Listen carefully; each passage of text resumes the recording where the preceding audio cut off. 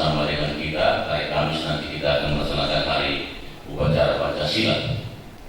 Jadi permohonan maaf dari pimpinan Bapak Ibu Gubernur dengan Bapak Sekda harusnya membuka acara hari ini, tetapi mewakilkan kepada kami, dan kami nanti akan membacakan sambutan dari beliau. Yang saya hormati Bapak Kepala SDM Provinsi Papua Tengah,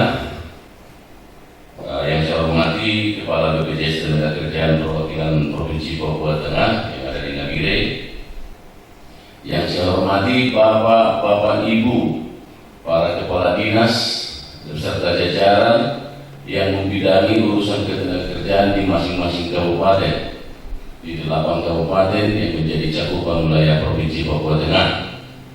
Yang saya hormati juga para narasumber yang nanti akan memberikan materi-materi dalam kegiatan ini. Yang saya hormati dan saya banggakan para undangan sekalian, termasuk mungkin para kelompok-kelompok atau organisasi-organisasi yang diundang untuk mengikuti acara ketenagakerjaan, dan para hadirin seluruh undangan yang tidak bisa saya ucapkan atau sampaikan satu persatu. Pertama-tama, pada kesempatan yang berbahagia ini kita patut mengucapkan puji dan syukur kehadirat Tuhan Yang Maha Kuasa.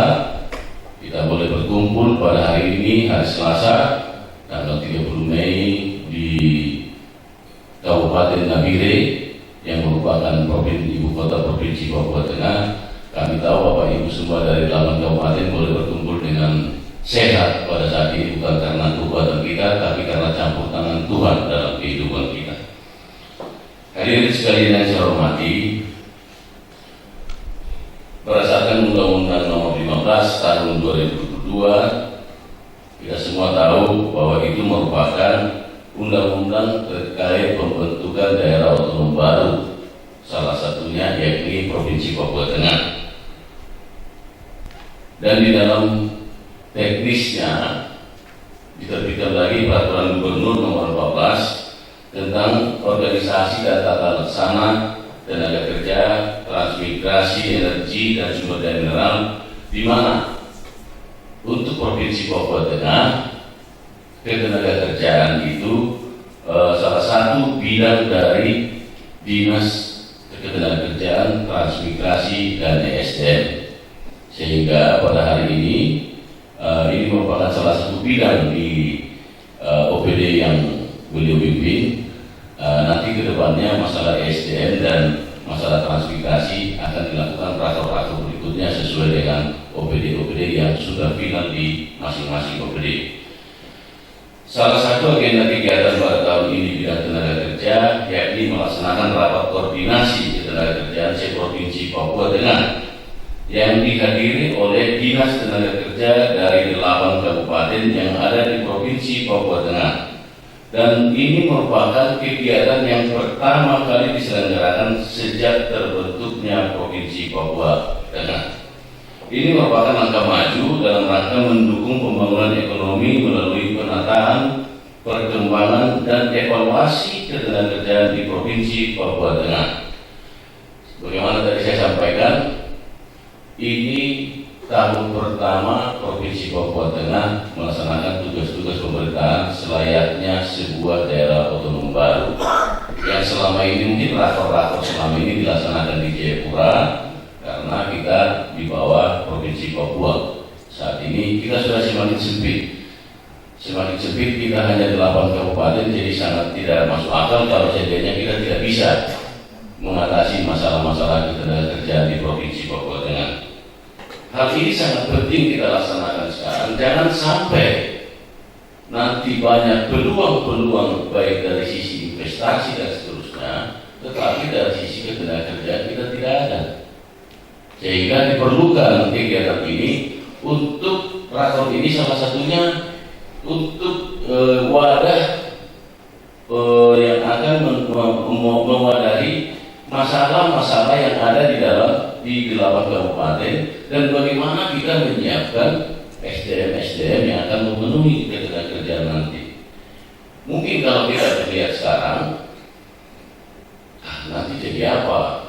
Kita buat ini jadi apa? Jangan melihat saat ini. Ini baru start awal kita sebagai provinsi. Saya percaya Provinsi Papua Tengah melalui SDM tahu persis data-datanya, kita tidak akan kekurangan dana untuk membangun Provinsi Papua Tengah. Percaya saya Bapak Ibu. Kalau SDM membuka data, kita akan tercengang, kita akan terkejut betapa kayanya negeri ini. Papua Tengah ini sangat kaya. Sangat riskan apabila nanti ada yang kemiskinan ekstrim di Papua Tengah. Sangat riskan. Kalau sampai terjadi kemiskinan ekstrim di Papua Tengah, yang salah kita ini. Nah, kita sudah banyak diskusi nanti di masalah ekonomi makro ini. Tidak semuanya nanti ketenaga kerja, kita tahu nanti kita akan bahas, selesai pendidikan kembali mau jadi PNS, tidak ada penerimaan pengangguran.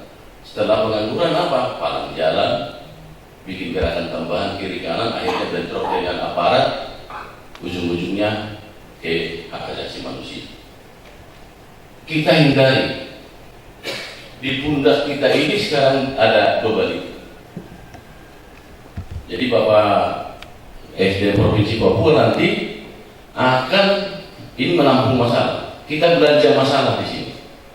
Nanti pada akhirnya kita akan buat wadah-wadah untuk apa langkah-langkah menyiapkan SDM yang unggul dan berkualitas. Jadi jangan ragu, saat ini mungkin seperti ini kondisinya, tapi kita berpikir nanti jangka pendek menengah panjangnya akan lari kemana ini, karena ini satu kesatuan dengan ekonomi makro. Hadirin yang saya hormati, pembangunan daerah ekonomi yang baru dilaksanakan akan terlaksana dengan baik apabila didukung dengan sumber daya manusia yang baik, termasuk faktor ketenagakerjaan yang mempunyai peranan yang penting selaku pelaku pembangunan. Tujuan pembangunan bidang tenaga kerja di wilayah Provinsi Papua Tengah adalah membentuk iklim sosial, ekonomi, budaya yang mendukung produktivitas tenaga kerja sehingga dapat hidup layak, berkualitas, dan sejahtera. Maka dengan pelaksanaan rapat koordinasi ketenagakerjaan yang dilakukan oleh Dinas Tenaga Kerja, Transmigrasi, Energi, dan Sumber Daya Mineral ditujukan untuk mendapatkan data dan informasi tentang ketenagakerjaan yang ada di masing-masing kabupaten, serta menyatukan persepsi untuk dijadikan acuan dalam menyusun program kegiatan dan kebijakan terkait ketenagakerjaan di masa yang akan datang. Ini yang saya sampaikan tadi. Seluruh program dan kebijakan, program kegiatan tahun depan, semuanya bermula dari data. Kalau kita tidak punya database yang kuat, percuma kita membuat sebuah program kalau kita tidak punya database yang baik. Hadirin yang saya hormati, permasalahan ketenagakerjaan semakin berkembang seiring dengan munculnya berbagai perubahan, baik peraturan perundang-undangan tentang ketenagakerjaan yang selalu mendapat perhatian serius dari pemerintah pusat, pemerintah daerah, dan asosiasi tenaga kerja. Masalah pengangguran yang terjadi saat ini terjadi disebabkan oleh satu, adanya ketidakseimbangan antara persediaan dan kebutuhan tenaga kerja, baik dari sisi kualitas maupun dari sisi kuantitas yang dibutuhkan oleh pasar kerja. Jumlah pencari kerja setiap tahun pasti akan semakin meningkat, sedangkan jumlah lowongan kerja yang tersedia sangat sedikit, sehingga terjadi kesenjangan dalam penempatan tenaga kerja serta menjadi kendala dalam proses penempatan tenaga kerja. Yang kedua, kurangnya informasi antara perusahaan pengguna dan pencari kerja. Seringkali terjadi perusahaan pengguna tenaga kerja sulit mendapatkan tenaga kerja yang sesuai dengan kualifikasi dan jabatan yang dibutuhkan. Hal ini menyebabkan tidak semua pencari kerja dapat mengisi lowongan kerja yang ditawarkan. Ini menarik Bapak Ibu semua. Kalau melihat konsep yang akan kita buat besok di ekonomi makro dengan target pemerintah pusat, bagaimana sebuah daerah itu harus mandiri, terutama di dalam 9 bahan pokok. Jadi pada akhirnya nanti salah satunya jangan, tadi saya sudah bilang ada industrialisasi, ada pertanian, peternakan,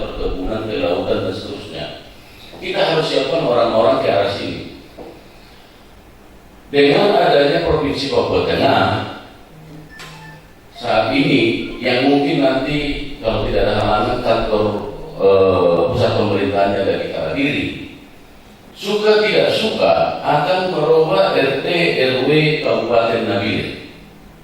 Suka tidak suka. Yang saat ini kondisi di sana itu sebagai agrobisnis, daerah pertanian. Pada akhirnya nanti dia akan masuk ke daerah ekonomi. Pada saat yang sama, saat ini pemerintah pusat menekan kita dari sisi inflasi sehingga kita harus disuruh mandiri. Kalau bisa swasembada pangan. Ketika pertanian berkurang, lahan berkurang menjadi daerah ekonomi baru, berarti kita harus membuka lahan pertanian baru. Pertanyaannya, siapa yang mengelola? Nah, hal-hal ini yang harus mulai dipikirkan di ketenaga kerja. Jangan kita melihat yang keluar hari ini dari sekolah, pendidikan, keluar dari perguruan tinggi dan seterusnya. Ini kita tidak. Yang kita pikirkan jangan jangka pendek saja. Apa yang ada di depan mata tidak, ke depannya akan bagaimana, strateginya bagaimana. Makanya Bapak Ibu ini dari dikumpulkan. Saya sampaikan tadi, di pundak Bapak Ibu inilah saat ini harus dibuat strateginya. Hadirin yang saya hormati, untuk mengatasi permasalahan tersebut dibutuhkan peningkatan sumber daya tenaga kerja sumber daya manusia khususnya tenaga kerja dengan cara menyediakan pelatihan tenaga kerja dengan keahlian yang sesuai yang dibutuhkan. Salah satunya kita menyiapkan balai latihan kerja, membuka bursa pasar kerja online atau job fair agar informasi lowongan kerja dapat diakses dengan mudah oleh pencari tenaga kerja yang ada di Provinsi Papua Tengah. Pada tanggal 14 April 2023 kemarin kita mendapat kunjungan dari DPR RI di Timika dan Timika ada ya? Ada lagi dari Timika. Nah, tanggal 14 April kemarin dari Komisi 9 DPR RI dilaksanakan di Timika. Tim Komisi 9 tersebut mendukung pembangunan balai latihan kerja dan pengadilan hubungan industri di Provinsi Papua Tengah. Jadi mudah-mudahan hal ini nanti akan semakin banyak nanti hal-hal yang akan kita laksanakan. Di Timika contohnya, kita tahu Timika daerah industri. Ya bagaimana membuat ini, bagaimana job fair ada di sana, lowongan kerja yang terbuka dan seterusnya. Yang ya KKN itu sudahlah selesailah KKN seperti itu. Tetapi ya apapun alasannya, kualitas sumber daya manusia kita itu harus kita siapkan dengan baik sehingga memenuhi kualifikasi yang dibutuhkan oleh perusahaan, apalagi kalau perusahaan itu sudah skala internasional. Dan di depannya ini nanti di Papua Tengah ini, yang mungkin nanti di materi silakan dibuka sedikit Pak nanti terkait potensi Papua Tengah. Kalau kita lihat, mungkin se-Indonesia ini mungkin terkaya, mungkin bukan se-Indonesia, mungkin negara luar juga akan sangat tinggi dengan Papua Tengah. Silakan nanti Pak dibuka supaya ada semangat untuk rekan-rekan kita yang nanti bekerja di lapangan. Hadirin sekalian yang saya hormati, diharapkan dalam pertemuan rapat koordinasi tentang ketenaga kerjaan ini memberikan solusi dan kontribusi dalam rangka menjamin manajemen ketenaga kerjaan yang semakin baik ke depannya. Kami mengucapkan terima kasih kepada para peserta dan undangan yang telah hadir dari berbagai daerah dan kepada Dinas Tenaga Kerja, Transmigrasi, Energi dan Sumber Daya Mineral yang telah menyelenggarakan acara ini.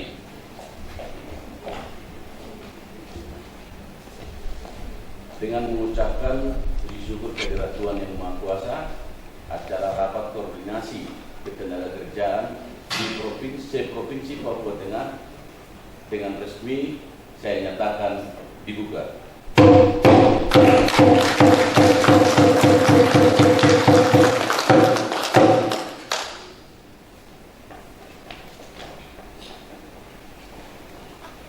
Dan acara sambutan saya, semoga acara ini bisa berjalan dengan baik dan tentunya saya berharap Bapak Ibu semangat dalam melaksanakan ini dan percayalah tidak ada yang sia-sia ketika kita mengerjakan kerja itu dengan tulus.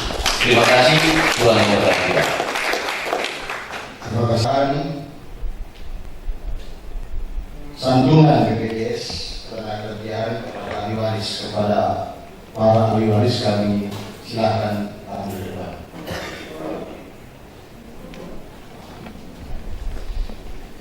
Kepada ahli waris silakan.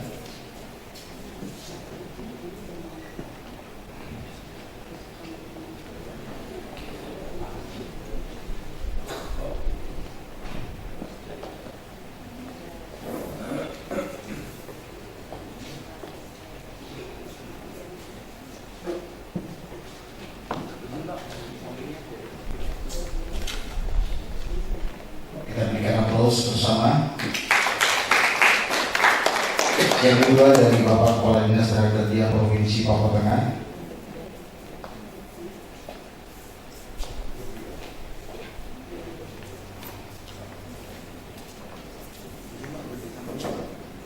Santunan ini merupakan santunan dari BPJS Ketenagakerjaan. Kita berikan aplaus bersama.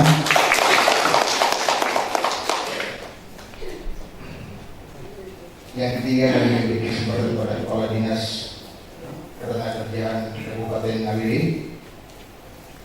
Semoga ini bermanfaat bagi Bapak keluarga. Terima kasih. Dan yang terakhir dari BPJS Ketenagakerjaan.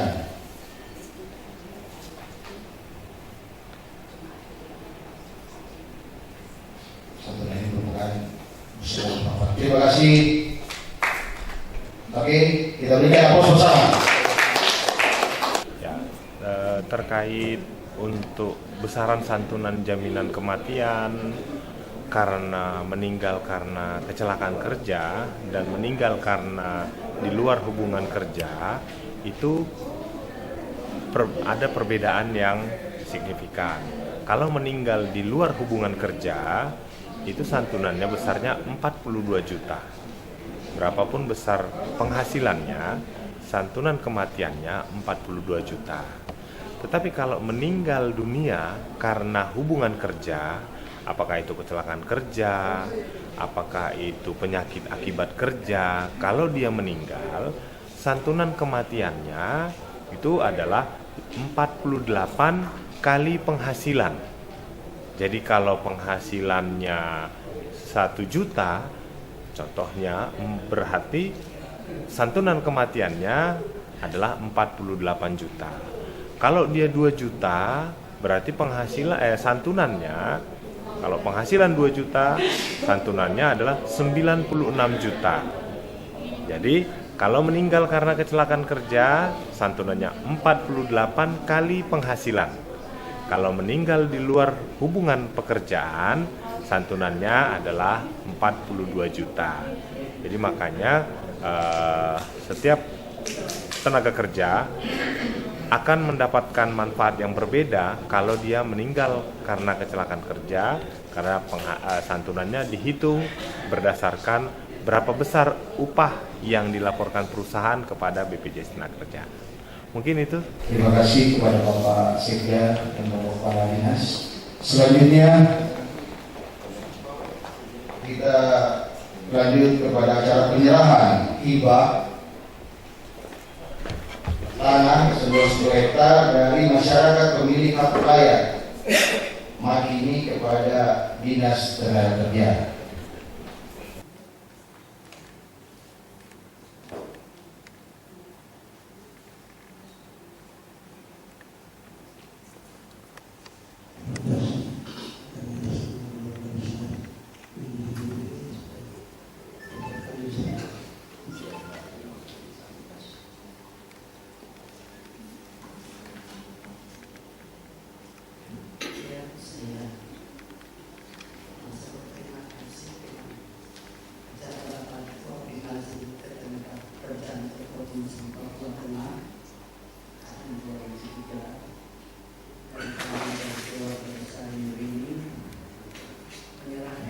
Tidak minta bayaran apapun.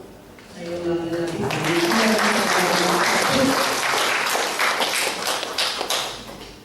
Dan saya juga yang berterima kasih dari hasil perjuangan kami 21 tahun yang lalu dan meminta dikembalikan ibu kota dari Timika ke ke Nadiren, tim 58 Komda Irian Jaya Tengah yang sekarang disebut Papua Tengah. Jadi tangan ini keluarga berikan sebagai hibah. Sekali lagi, tidak minta bayaran apapun, titik. Terima kasih. Baik, terima kasih atas berita sukacita yang kita dengarkan pada hari ini. Inilah kalau Tuhan bekerja dalam diri dan kehidupan kita maupun kehidupan kita tanpa diduga-duga. Tadi kita bicara ada program kegiatan yang akan membentuk atau membangun balai latihan kerja di Provinsi Papua Tengah, dan pada hari ini juga kami mendapatkan kabar yang sangat bagus, kabar yang luar biasa, bahwa kepada keluarga besar Yuleni, kepada dusun Kampung Makini menghibahkan lahan seluas 10 hektar untuk pembangunan Balai Latihan Kerja Provinsi Papua Tengah. Tentang kita semuanya, tentang itu Bapak Yuli dan keluarga. Kami atas nama Ibu Gubernur, pimpinan dan Bapak Sekda mengucapkan terima kasih yang sebesar-besarnya kepada Bapak keluarga besar WNI atas peran sertanya dalam ikut membangun Provinsi Papua Tengah. Ini yang bisa kami sampaikan. Apabila ada yang kurang, kami dimohon maaf, dan apabila ada waktu yang bagus, kami akan sampaikan ke pimpinan untuk bisa bertemu dengan Bapak Ibu dari keluarga WNI. Terima kasih. Saya kembali.